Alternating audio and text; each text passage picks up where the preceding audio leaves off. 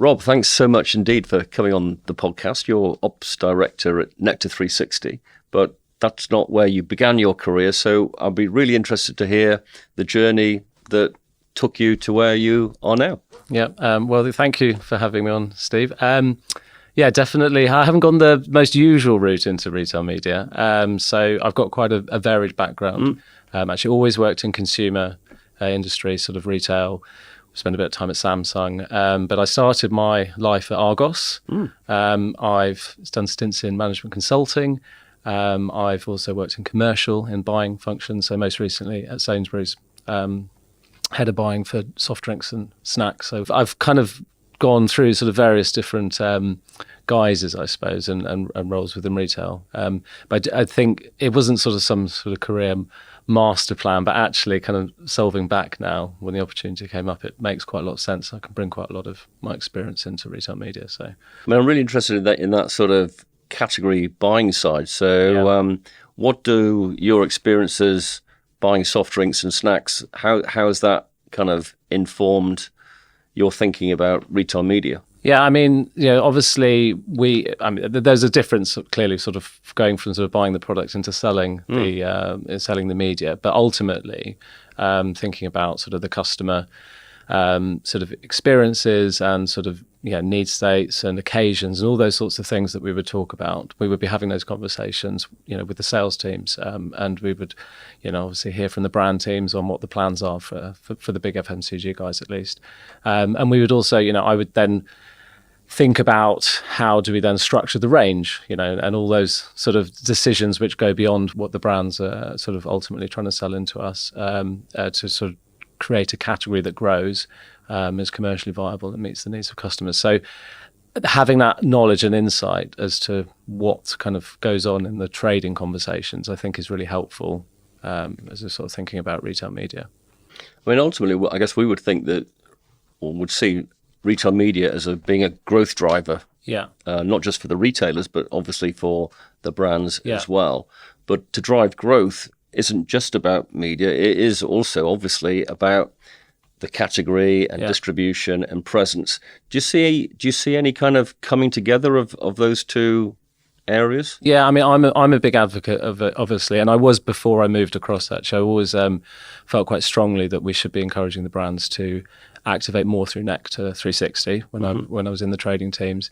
We've used as an example a couple of times the Nectar purple can, the Diet Coke can, and I was sort of instrumental in that, and we came together. I mean, that was basically rooted in a customer idea about how we can sort of inject some life into Diet Coke, and we came up with some ideas, sort of as a collective with the Coke company's brand teams as well as the bottler. We had the Nectar360 teams in the room as well as the trading teams and supply chain, in fact. So we were really thinking about it as one big collective, like what's the big customer idea, and then how we co-create something which will cut through with customers, will serve their needs. And then the whole activation was then all sort of built around that. So that campaign did amazingly because we all came together and thought we were all basically sort of aiming at the same thing. So the activation supported the buying plan. And even things like with the supply chain teams in, they were able to place a massive order to make sure we didn't blow out of stock, which, often simple thing to do, but that often gets missed. And then if something goes a bit, sort of off quicker than you expect, and you haven't got the stock to serve the customers, that's obviously going to disappoint them and leave money. This was the event, I think it's won a number of awards where essentially there was a purple can of Coke, purple can of Coke, yeah, exactly. Where was it hidden in? There were 100 of them hidden in sort of some packs, and effectively, it was sort of like Willy Wonka style thing. But Coke are fiercely protective over their brands. So of course, actually, I can imagine that would be no simple thing. Yeah, exactly. Convincing them to paint their Diet Coke can purple, sort of showed a big leap of faith, I suppose, and trust from them. And it was great. It was a really good campaign, good to be part of. And what was the consumer idea? So the consumer idea, in terms of what we were trying to solve for, it was really about sort of driving sort of lap shoppers back into the brand and creating some excitement around the brand, and obviously linking up with the purple and Nectar. That was a nice nudge also to driving the sort of because with Nectar prices, we're pushing value quite hard and trying to associate in the customer's mind purple with great value. And so by offering a brilliant price on a well-loved brand with the target demographic, it sort of came together in that way. So yeah, that was that one. And as I say, it did perform beyond expectations. So you had a kind of like a coming together of supply chain, big presence impact in store. From memory, a lot of activity on the website, in the consumer app, and probably beyond that. Probably involving, if perhaps not hundreds, but I can imagine lots of different stakeholders from different parts of your business and Coke's business. So if I'm a brand selling in Sainsbury's and I want to do something like that, is that something that's somehow packaged up for me to buy, or what do I do if I want to do something similar? Yeah, I mean, we go through sort of annual kind of supplier planning processes, or the trading teams do at least. And then obviously with the Nectar360 teams, we're having, sort of year-round planning cycles around what are those things integrated, or are they two separate? They are and they aren't. So I think there's opportunity to do more. So the Diet Coke example was a good one, and we have done others with other brands where we've been really well joined up. But I think we could do more. I mean, we need to be careful between kind of letting the sort of media wag the sort of commercial tail, or whatever the right analogy would be for that, because we don't. Is it that way round, or is it commercial wagging the media? Yeah, tail? I mean, well, it depends, doesn't it? The brands have big brand budgets, but obviously there's a lot of leverage from the trading teams because they're ultimately choosing the product. So. You don't want to be in a world where you're making dysfunctional decisions to try and drive media investment or to try and drive sales, which don't make sense for the customer. And I think ultimately the customer has to be at the heart of it all. If you root it in customer insight, then you can ensure that you are kind of joined up. But I think to answer your question, we could be doing more of that. Certainly once the sort of annual planning process is complete, then we're sort of working through where the opportunities are, and that is dialogue between the Nectar360 team and the Sainsbury's trading team. So it's joined up, but I think it could be even more so. One big area that a lot of retailers grapple with is the extent to which they should put retail media into their trading terms or not. And we've certainly worked with clients where they do, and it actually becomes quite a big part of how they trade, as well as those that don't, because they sort of believe it should be separate and somehow incremental. Do you have any sort of thoughts on the right way? Yeah, I think we keep them separate, but we sort of try and, I think for me it's about ensuring that we're joined up and that we're understanding what the priorities are and sort of where the collective opportunity is. So I think if you put them into the trading terms, that could drive dysfunctional behaviour.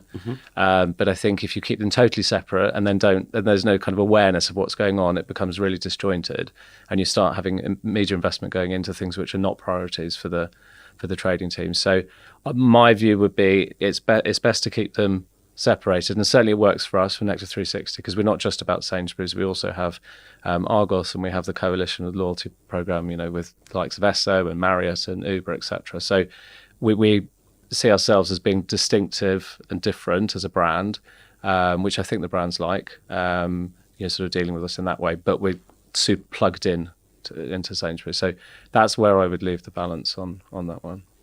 Thinking about, one of your old category, you've got soft drinks. I used to be sales director at PepsiCo and a general manager actually a long time ago now, but obviously you've got your Coke CCEP, you've got Pepsi Britvic, and in any category that's snacks, you've got your Mondelez's, Nestle's, Mars. So you have these big multinationals. Is retail media the preserve of multinationals, or can, I guess in soft drinks terms, a brand like Fentimans or some of the smaller brands that you sell, can they compete on an equal footing with the bigger brands? Yeah, absolutely. I mean, we have a team that is dedicated to the sort of what we call the client development team, which are effectively the growth growth parts of the category. And I think, from my time in trading, it was really important to back the innovative brands. That's often where some of the most interesting innovation was coming. And you could usually do quite fun stuff with that from an activation perspective. They sort of had often tapping into the new trends. The big FMCG companies sometimes take a bit longer to get there, and they do in the end, and they are brilliant, well-loved brands, but they don't necessarily get after the trends straight away. And so, definitely space for that. And then, as I say, we've got within Nectar360, we've got a team that is dedicated to those smaller growth brands. And with Pol and the platform, which I can explain a little bit about as well, basically our unified retail media platform where brands can book their campaigns. It's all in one place. That will become increasingly self-serve for those clients, so we'll be able to activate more campaigns for the tail of. Well, we'll come on to that, but I'm intrigued to know, what does an operations director of, I guess, the second biggest retail media network in the UK, one of the biggest in the world, what does that role involve? Yeah, so I think the way I see it, my sort of title is Director of Operations. I think my purpose or my role is really to change, sort of convert strategy into reality.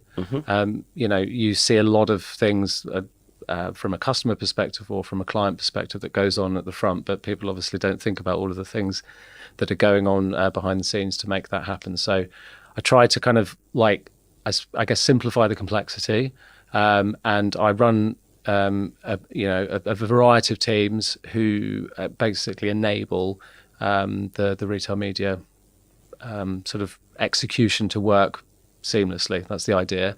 So things like data and insights, media planning, go-to-market teams, like the execution of campaigns. Those teams, they're sort of subject matter experts who basically make it happen, and then make it look simple from the front, or as best as we can. So for somebody who wouldn't be that familiar with this, let's just think about them being on either the media agency side of the table or the brand side of the table. What are the things that go on behind the scenes? So, I mean, the way we plan cycles effectively is you want to start with the customer insight. And so we've got rich first-party data off the Nectar loyalty program, and you're constantly thinking about, okay, well, what does the customer need? What are we trying to achieve? And there might be different objectives. The brands might be launching a new product, or the World Cup events going on at the moment. So there's all sorts of things going on there. But ultimately, the customer insight is where you start. And so we have, and you can come with that from a couple of angles. You can think about it in terms of category growth, and the data and insights team that sits with me actually typically face into that. But then also on the media planning side, taking that customer insight and converting that into what the right recommendations are for planning a campaign. So and that's where the process starts to move. So once the media planners have worked through what the optimal kind of campaign recommendation is, they play that back to the clients, and then it gets agreed or not, designed around what we want to execute. And then, you just kick off the process basically of bringing it to life. And that, depending on which channel you're activating it through, will be, sort of booking the media in, making sure it all happens. And, in-store activation, compliance is a big one, right? Like brands pay a lot of money to have their products activated through our stores, and they expect to get it right. So we put a lot of time and energy into making sure that we execute right. And what happens if you don't? What happens if I pay to be in 300 stores? We'll put it right. We'll put it right. I mean, our compliance actually is strong, and it's been growing for the last 18 months since I've been in role. We've put a big focus on it, and really it's about understanding how the retail operation works. But we are, we're getting on top of that through things like AI, which we'll probably come onto at some point. That the sophistication of tracking it is getting greater and greater, which means you can then start to intervene in real time, which is obviously where you want to get to. You said that everything starts with the customer and starts with the data, but does it start at the category or does it start at the brand? What I mean by that is back in your old role, if we were looking at the Sainsbury's category, On soft drinks, we might take a view on our share and are we overtrade or undertrading. Yeah. We might have a view on certain segments within that, certain customer types within those segments. But what we conclude we might want to do could be very well different to what Coke conclude they want to do, or what Red Bull conclude they want to do, or Britvic conclude they want to do. Yeah. So where does that start? Yeah, I mean, it's a good question. I think that if there's because what you're talking about there is kind of a misalignment, I suppose, between what the customer insight is telling you. I think when that happens, some things land, some things don't, and then they don't land optimally.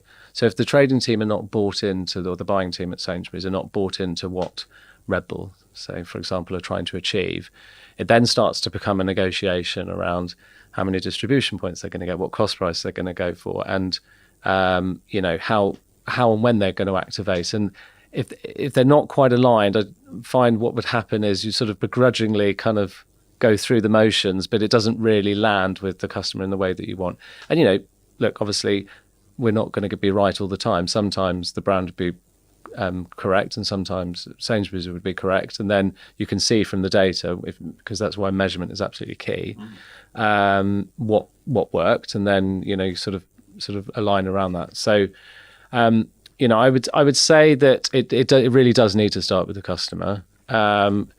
The brand teams will, on an annual basis, present what they want to do, what their priorities are for the year, and the trading teams will decide what they want to back. And alongside that, the media conversations are going on to sort of try and stay joined up. So I don't know. It depends, I think. I think it depends a bit on the circumstances, whether it would sort of start with the brand or start with the retailer. Events would be a slightly different kind of cycle, because obviously you've got a moment in time which you can plan around, and that's where that one kicks off. But I would hold to the point that the customer does need to be at the heart of the decision. And you mentioned measurement, you mentioned data. You have got amazing data. You've got all of your EPOS. You've got the huge first-party data through Nectar, and the ability to join that up and understand different customer audience types and so on. You've got all of the data on the website. But given that, you still hear that there's some sort of problem in how to measure retail media. So first question would be, how do you think retail media should be measured? And then we'll perhaps talk about some of the other data points. Yes. So and I think the measurement one is absolutely critical, right? I think a standardized approach or sort of common language is definitely what's needed. We did actually announce last week with IAB Europe that we've been certified as the first one to do that. First one in the UK.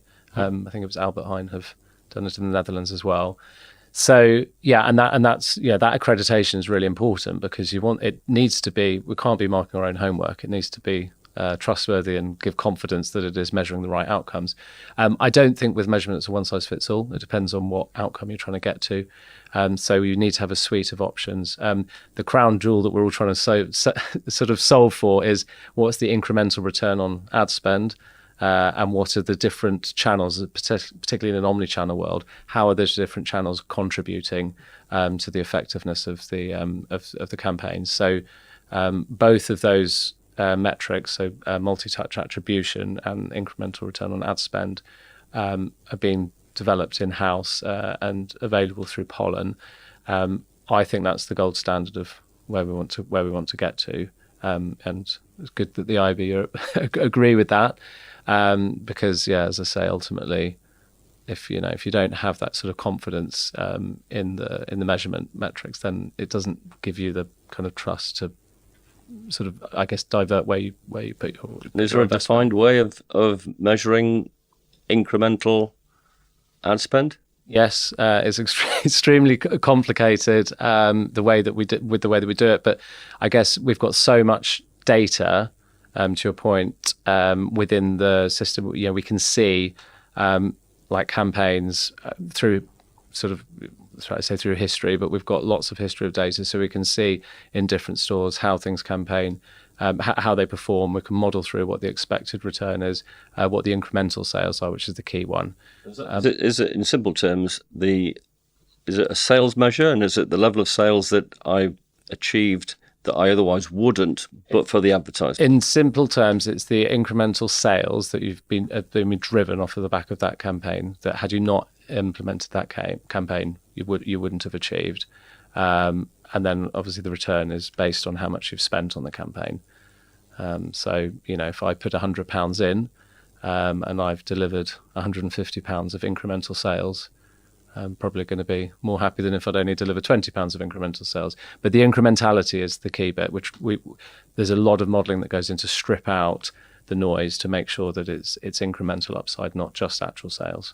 And do you ever wrestle with the, I guess it's the case that not every ad campaign is going to drive incremental sales. And in the world of media, from what I can see, most media agencies don't set out actually to drive sales. They set out to drive a certain number of impressions and a certain frequency against a defined audience type. So how does that play out? Yeah, I know. I mean, which is why I said I don't think it's one size fits all approach. I think the different outcomes you're trying to get to. So if you're trying to build awareness, that's not about driving conversion at the fixture. And actually, one of the things we are trying to convince the brands of, using data to demonstrate, is that we can drive up a funnel type sort of success. So some of the earlier campaigns through Pollen have been sort of up to 25% mid and upper funnel, sort of metrics, which is really, really encouraging. And if I think about like our in-store digital screen network, customers are walking around, they're shopping, they're kind of primed, and you're constantly driving awareness of the brand in that moment. Just because it doesn't necessarily drive the sale in that moment, it's still doing a job. It is still driving awareness in the same way that you might on a. Are you able at all to measure awareness? A change in awareness. How would I measure that if I was a brand and that was something that was important to me? How? Well, I mean, we can obviously measure reach of the campaigns through the sort of through the network. There's definitely ways that we could actually start to sort of either qualitatively or quantitatively actually measure the increase in awareness that has been driven off of the back of being exposed to the campaigns in our stores. And the key thing is, sort of beyond how we would do that, is then you could ultimately link it through to a sale down the line. So you mentioned Pollen. What is Pollen? So Pollen is our sort of unified retail media platform. It basically brings all of our channels into one place, sort of in terms of media activation. So it gives brands the ability to book, plan, book, measure, optimize their campaigns across all channels in one place. We designed it to be as easy to use as possible with the brands, trying to solve for the issues that they play back to us, which is generally around ease of use, measurement, those things that which we've talked about already. So that is essentially what it is, and it's basically tapped into lots of systems and basically makes the experience really easy for brands to manage all of their campaigns through Nectar360. Okay, cool. And what are you hoping will happen as a consequence of launching Pollen? Well, we're hoping that we will. I think there's a couple of things. Firstly, retail media is growing, and brands are increasingly interested in investing their money there. So we want to be able to do that both for our larger clients as well as the small clients which you talked about. So it is a big enabler of growth.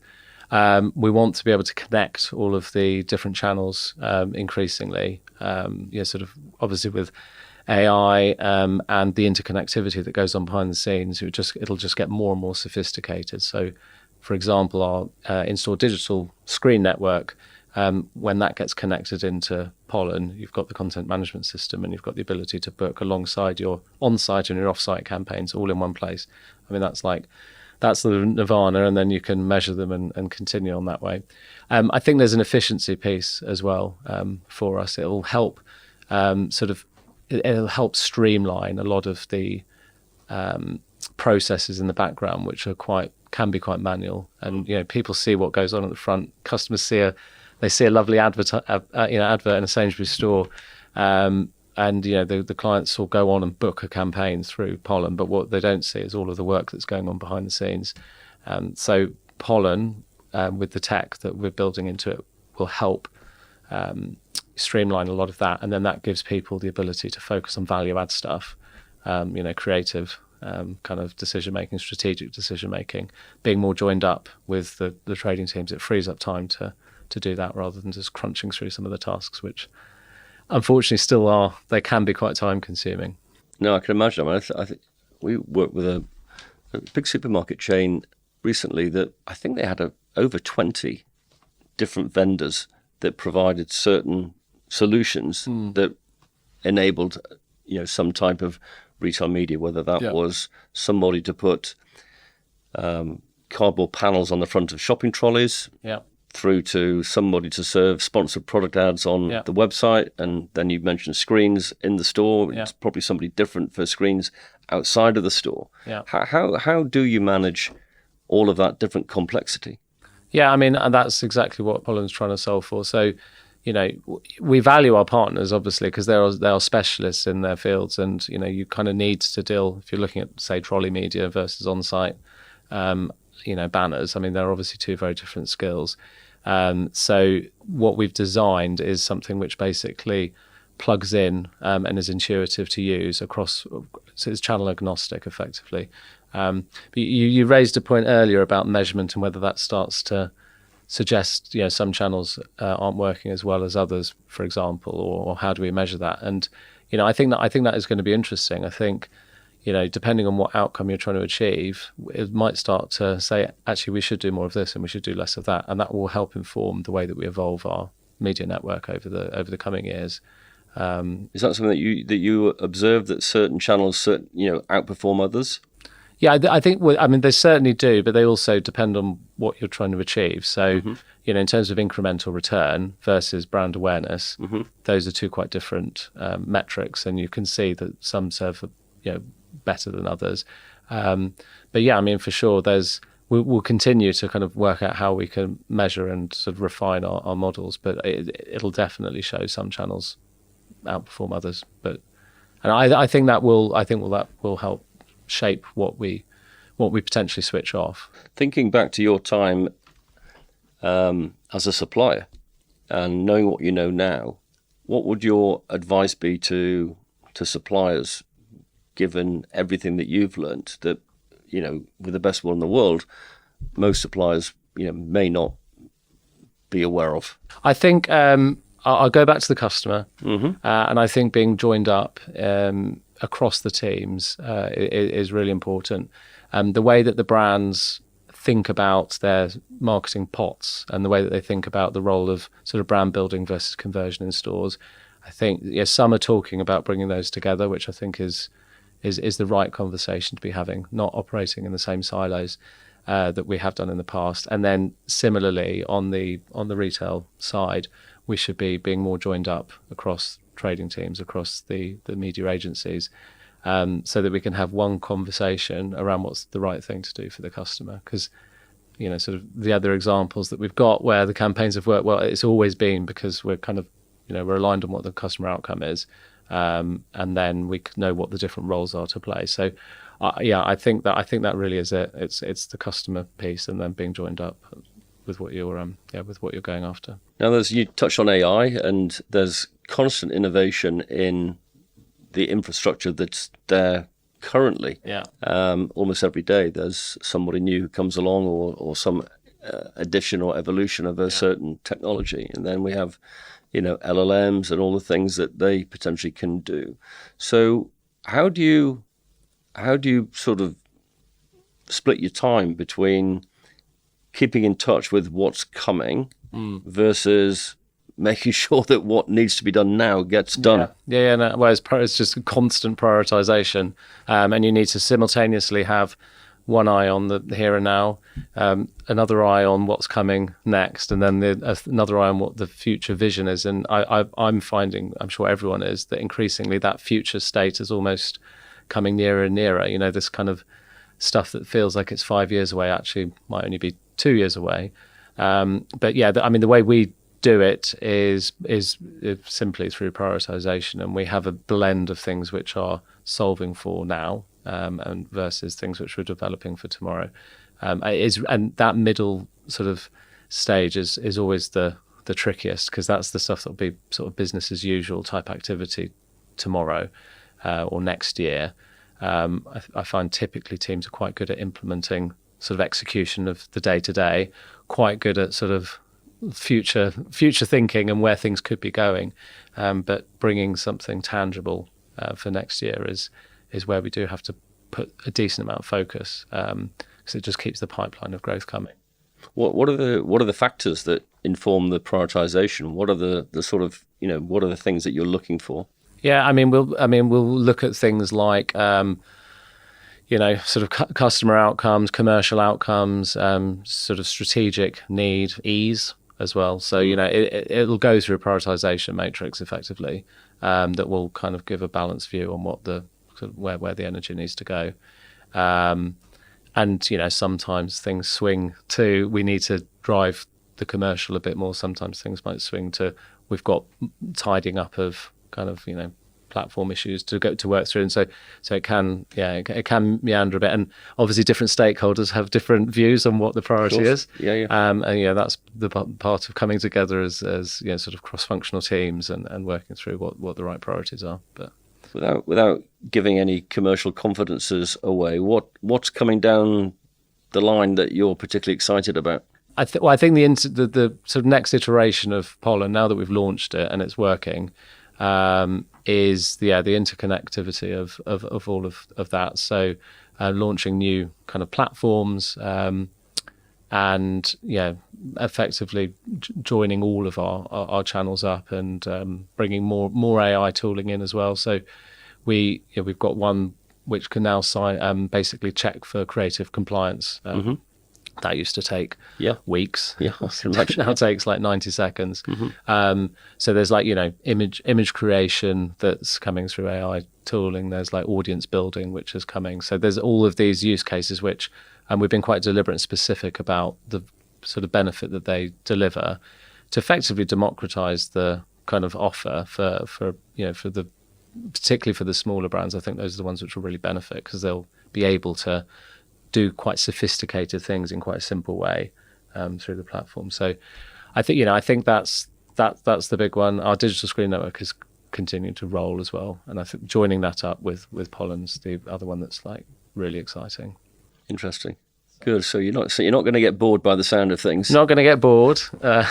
One question we've asked a number of people who've come on the podcast is what advice they would give to their younger selves, sort of starting again. Is there anything with a retail media bent that you would think about? Yeah, that's a great question. I think I would say that you need to, I guess, keep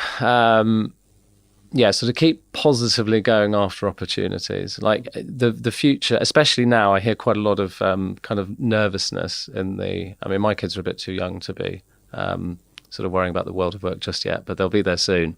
And graduates coming out of university, it's like AI is going to take all of our jobs, and it's everything. The world of work is going to be very different, and I'm sure it will be different. But I think if you keep focusing on sort of keep looking forward where you think the opportunities will arise. Retail media is a growth area, so it's a really exciting part of the business to be in. In my career, I've always been quite careful not to be sort of too bogged down in trying to be like plan ahead completely, but at the same time keep the options open and think, okay, that's an interesting area to get into. That's an interesting growth story. I'm going to upskill myself in that and sort of try and ride that wave. So don't be too nervous about the change that's coming. Embrace it. And I think so far that's served me pretty well. I don't know if that would make excellent career advice or not, but that's I think embracing changes and grasping opportunities that come along is very good. So that's fantastic. So let's leave it there, Rob, and thanks so much for coming on, and really enjoyed the discussion. Thanks, Steve. Really good to be on. Cheers.